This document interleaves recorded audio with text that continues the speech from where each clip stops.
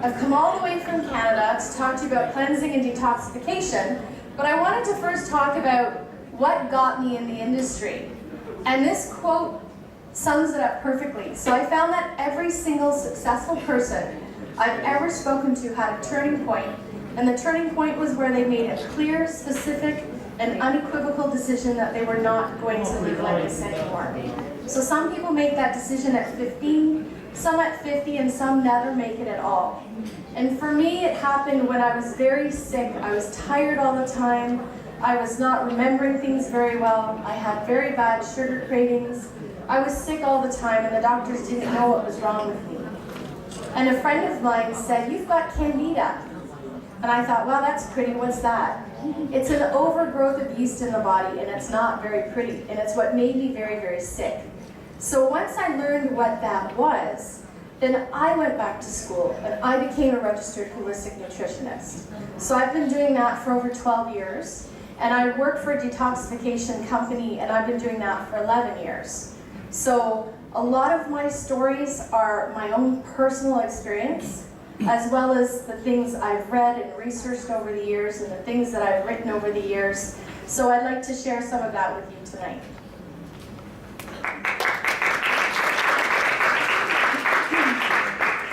So can most of you relate to these types of things? A lot of to-do lists. You've got more things to do than you have hours in the day to do them. Or maybe you've got long hours that you're working. The fact that you've all worked today and now you're here tonight, that's a very, very long day. And I think a lot of us are just doing that on a very regular basis. And also we're eating nutrient-depleted foods. So our soil is just, it doesn't have the same nutrient density that we used to have maybe 40, 50 years ago. Maybe when our parents and our grandparents were eating natural food, they were getting more nutrients from their soil. And perhaps we're just not eating good fruits and vegetables anymore. Maybe we're going out for fast food and fried foods and sugary foods and processed foods that aren't so good for us.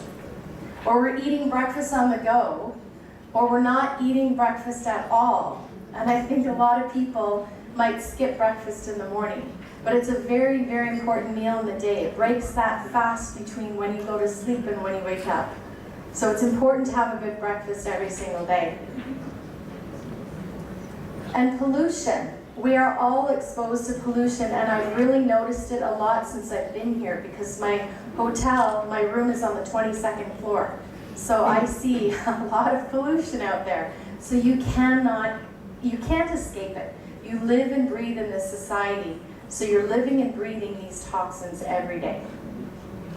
And dehydration is also a big problem. If you're constantly and chronically dehydrated, you're not getting rid of the toxins that your body is accumulating. So dehydration is very, very destructive to all of your joints. You're not going to get rid of those toxins properly. And I think most people might be in the state of dehydration. So one of the ways that you can tell if you're dehydrated, it's very simple. Just pinch the top of your hand. And if the skin goes back really quickly, then good hydration. If it takes a long time to start going back down, it's a sign of dehydration. So it's an easy one to figure out. So drinking water is really, really important. So maybe we're always plugged in. How many people reach for their phone in the morning before they even get out of bed to go to the washroom? Most hands should be going up. I would think most people do that. So one of the things that you can do is just put your phone away from your bed. Put it in another room so you're not tempted to reach for your phone, and always be plugged in all the time and always checking your messages all the time. One of the rules that I have in my house is when I get home, I turn the phone on silent, I put it in another room. So I don't think about it. If someone needs to contact me, they'll phone me on the home line. But for the most part, it's out of sight, out of mind. Then I'm spending good quality time with my husband and my cat. I don't have a child, I have a cat. So it allows me to have that good personal time with them. I'm sharing my time, which is precious, to each other.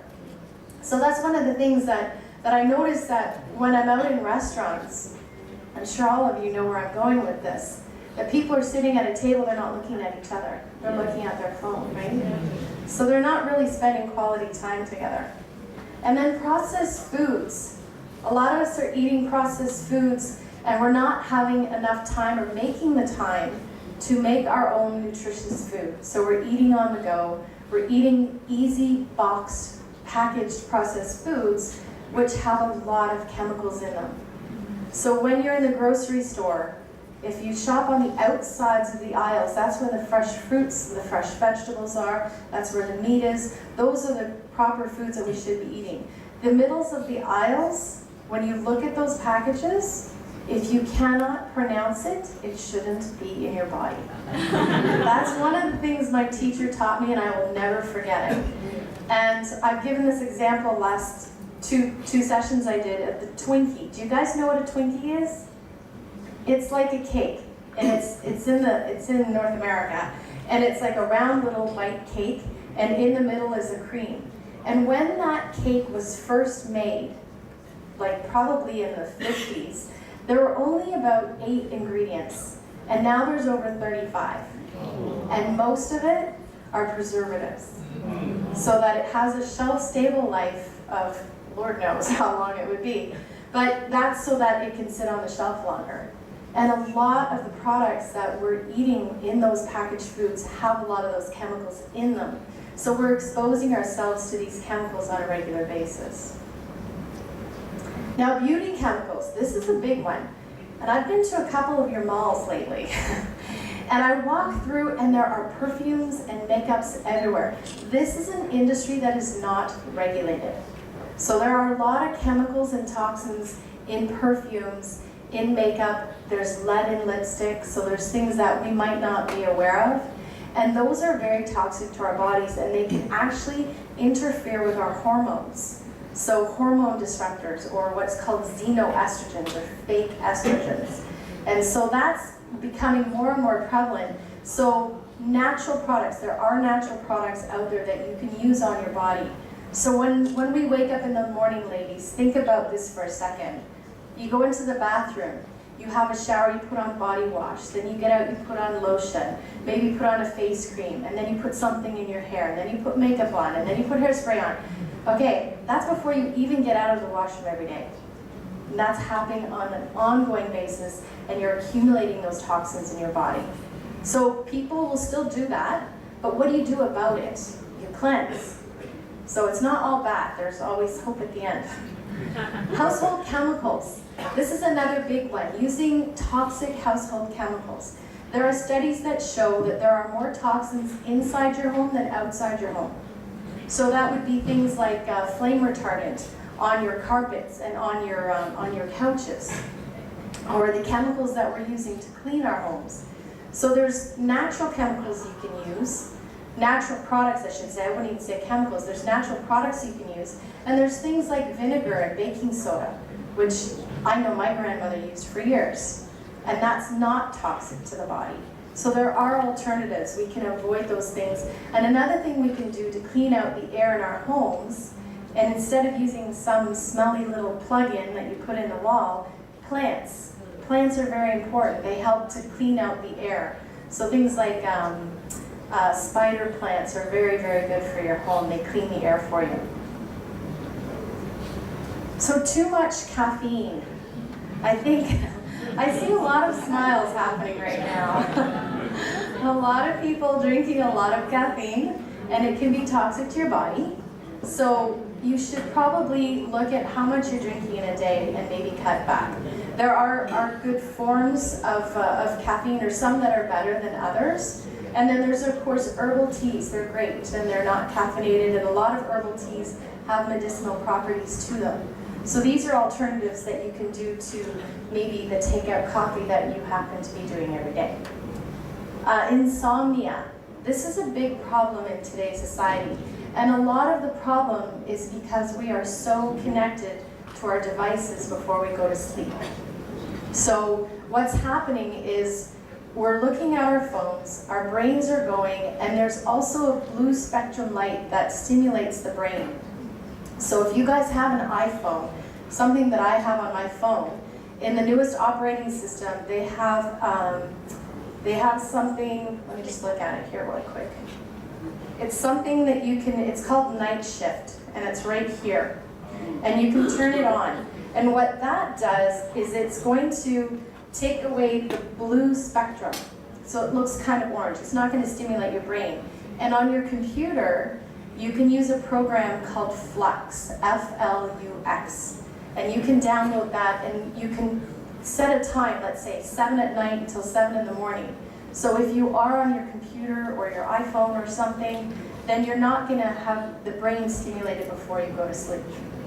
But other things that you can do is, other things that you can do is not hear that and freak out. Another thing that you can do is to just deep breathe, meditation, yoga, things that are going to relax you before you go to sleep, and just get your body prepared for rest.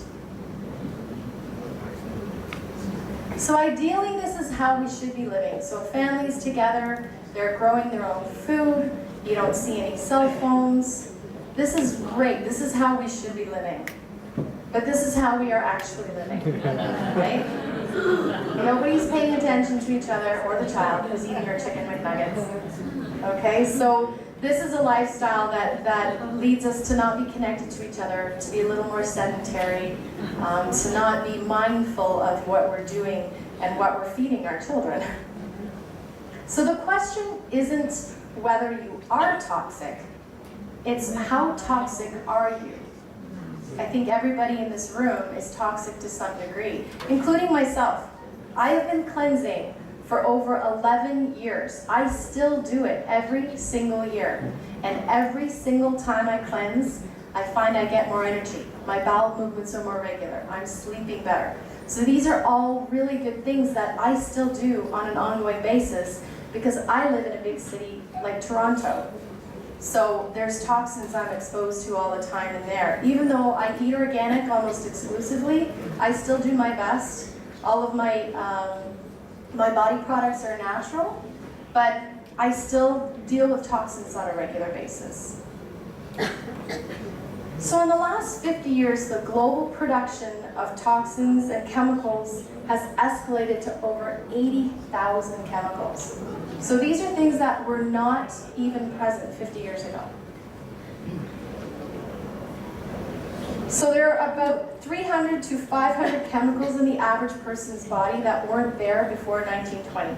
And they found this by testing the blood, so they could see multiple different toxins. And here's a very scary statistic, not statistic even, but it's very scary, that they test the umbilical fluid of unborn babies, babies who have not even taken their first breath, and they're finding over 200 chemicals.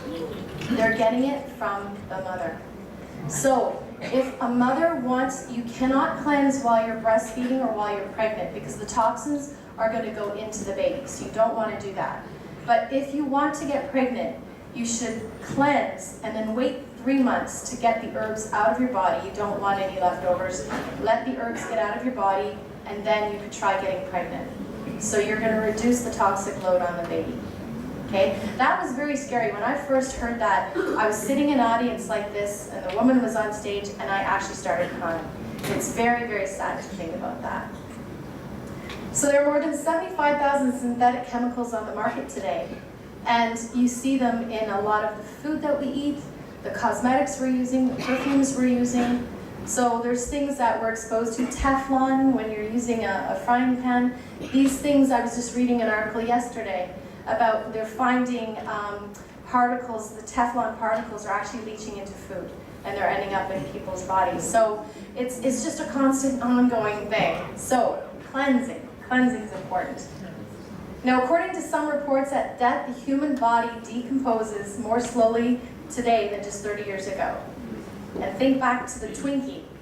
That's why there's a lot more preservatives in our food nowadays than there ever has been. So we're decomposing more slowly. So how are we exposed to these toxins? The first one could be the plastics that were, plastic bottle even. So there's something in here called BPA. There's also other chemicals called phthalates. And these ingredients in particular can interfere with hormones. And so BPA has been linked to things like breast cancer. So breast cancer is very much driven by estrogen. So when you have fake estrogen in the body, or xenoestrogens, what happens is the body, then what does it do with the rest of the estrogen? Now it has too much, and that's when it starts developing things like breast cancer. The other thing that we could get it through is our cosmetics, as I mentioned, in our household products, in our food, and also in our air and water exposure. So we can't escape it. Again, this sounds a bit depressing right now, but it gets better, I promise. So there's two ways toxicity occurs, and the first one is endotoxins. Endotoxins happen inside our bodies. Our body is manufacturing the toxins. It's a byproduct of metabolism, but also it could be caused by things like impaired digestion. So people are not breaking down their foods properly, and then you have chemicals and toxins that are left over. It's creating gas and bloating, and then you're getting distended, and then you're getting heartburn. And so there's a lot of different symptoms that might tell you that you're not digesting your foods properly. And of course the bacteria, if you've got any parasites in there, they give off toxins too. So impaired digestion is the first start. And then these digestive toxins, undigested proteins, undigested carbohydrates. Undigested carbohydrates feed bad bacteria. Undigested proteins can leak into the bloodstream and cause your body to start attacking. And then you get autoimmune disorders, you get allergies, these types of things. Now, candida and parasites is a big one. And this is what brings me into this industry, is candida and parasites. I had both of them. And they caused a lot of damage to my intestinal tract. They caused me to be very, very sick. I was tired all the time. Cravings were off the charts. I just needed sweet stuff all the time. And once I got rid of the candida and parasites, I felt so much better. And I didn't crave those things anymore. And my brain started becoming clear, and I was starting to digest my foods better. So the bacteria that's in our body can start to overgrow when there's an imbalance. And then that leads to something called leaky gut. And leaky gut is actually when you have holes in your intestinal tract. So think of the intestinal tract like a screen on a door. It lets the good air in, and it keeps the bad bugs out. So in our bodies, it lets good digested nutrients into the bloodstream, and then it keeps the bad pathogens out. So things like undigested proteins, the candida, the parasites, all those things, it's going to keep it in the digestive tract, and then you can eliminate it. But what happens when there's holes in there? Then all of those toxins are free-flowing into the bloodstream, and then it can go anywhere in the body. So we could all have leaky gut and show the symptoms differently because those toxins are going to go to the areas of greatest weakness. But one of the biggest signs of leaky gut is food allergies and food sensitivities. So every time you eat a certain food, you might break out in a rash, or you could get stuffy nose, or there's some sort of sign that you're having issues with that food. So you should eliminate the food, heal the gut, and then you can try reintroducing the food again and see if it's still causing a problem. If it's still causing a problem, you have to avoid it. But most of the time, once you heal the damage, then you can start eating those foods again. For me, it was tomatoes. But I had to get rid of the parasites, heal the gut, and then start reintroducing those foods again. So that's leaky gut. And then the last one, if we've got leaky gut, and our body is constantly fighting what's getting into the bloodstream, you can get autoimmune disorders. So all of these things would be like fibromyalgia, chronic fatigue syndrome, rheumatoid arthritis. Those are all inflammatory diseases that could be caused by these toxins and these undigested proteins in your body, and the body's just constantly attacking. And the next one, the one that we're familiar with, is exotoxins. They come from outside of the body. So that would be things like those chemical toxins, air pollution, the plastics or xenoestrogens, as I mentioned, as well as heavy metals.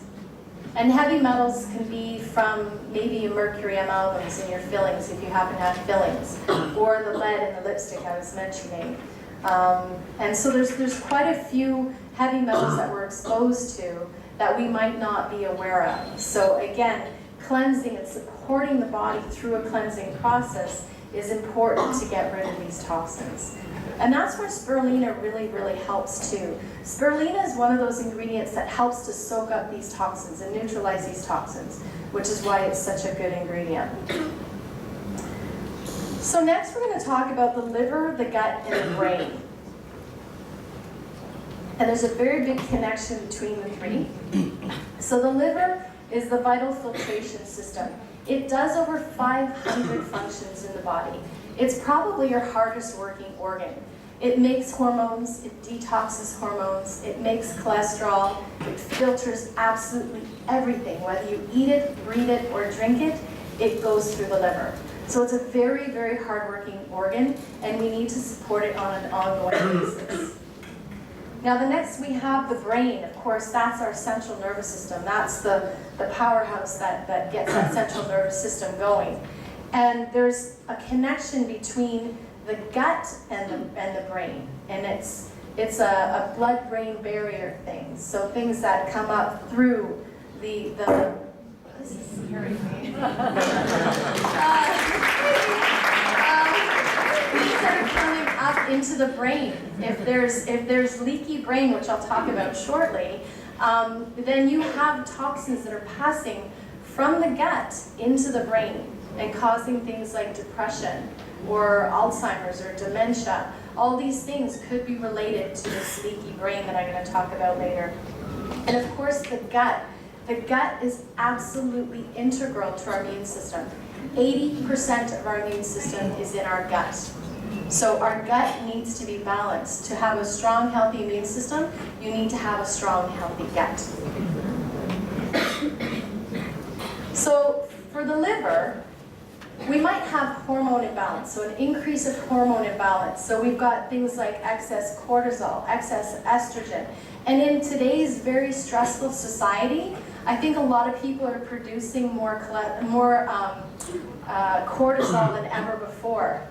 And the way you can tell is you start gaining weight around the middle here. That's one of the signs. When you're trying to lose weight, you just can't do it. And it happened to me. My father passed. I was taking care of my dad, and I was putting on weight like crazy. Even though I wasn't eating very much, and I was trying to relax and do everything that I would normally do, the stress itself just did me in.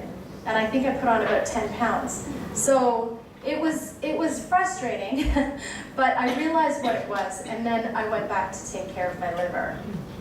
So cholesterol, the liver makes 80% of your cholesterol. So when you have elevated cholesterol, there's something going on in your liver. So taking care of your liver is key to helping to deal with things like high cholesterol. Now cholesterol also makes your hormones. So it's involved in all of your hormone production. So cholesterol is not necessarily a bad thing. It's got a very important job in your body. So it makes those hormones, but it also is involved with inflammation. When there's inflammation in your body, what cholesterol does is it goes to the site where the inflammation is and tries to soothe it, tries to smooth it down. Now the problem is when we've got too much of the LDL, the low density lipoprotein, where they're very, very small, those particles can get into the bloodstream, and that's when you start getting, issues with your arteries. So cholesterol is just telling you, high cholesterol is just saying, there's inflammation in the body. We need to deal with that. So blaming cholesterol, for a heart attack is kind of like blaming a fireman for being at a fire. He's there to put out the fire, right? So cholesterol is there to deal with the problem, but you've ended up, with a heart condition. So signs and symptoms of liver dysfunction would be things like headaches, skin problems, fatigue, things that people might not relate to being a liver issue. So these are all things that start looking at, your symptoms and your signs. Start paying attention to what your body is trying to tell you. And if you're getting these headaches and skin problems and fatigue, and you're not digesting your foods properly, and you're high cholesterol, and it goes on, if all of these are happening to you, then you might have an issue with your liver. So cleansing the liver is very important.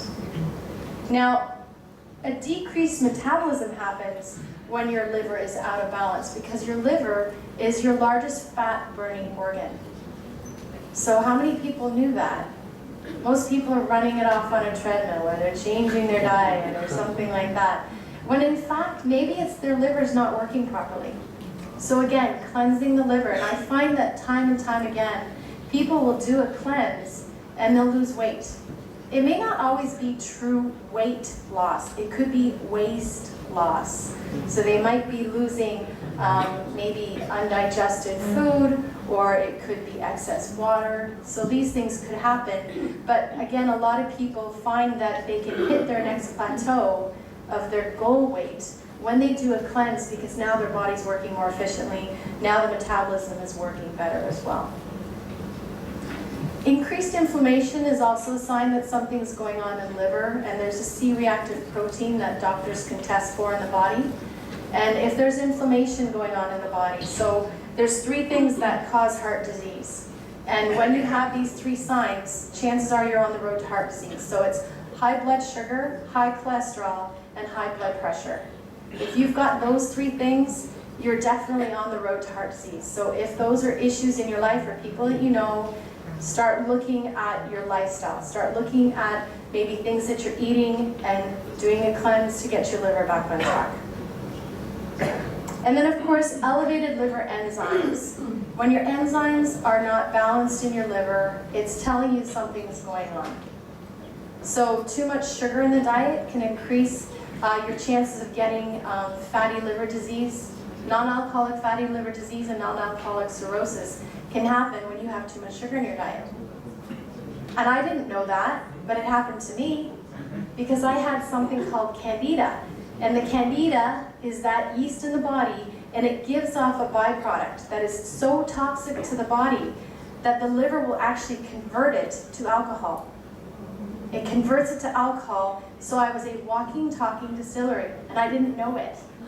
And it caused me to get fatty liver. So once I realized what it was, I cleansed my liver, I went back to the doctor, my liver enzymes were normal. So again, you can do, there's something you can do about it. You just need to know what to do about it. So number 2 is the gut. And increased yeast and bacteria, fungus, candida, parasites, all of these things can point to the fact that you've got an imbalanced gut. The happy hormone production, that's serotonin, when that decreases, 80% of your serotonin is produced in your gut, not in your brain. But it is the hormone that makes you feel happy. So they're doing a lot of research on probiotics, which is that good bacteria. They're doing more and more research on probiotics to help with things like depression, because they understand that the serotonin is being produced in the gut. Now, signs and symptoms of issues in your gut would be gas, bloating, indigestion, so you're seeing food in your stool as well.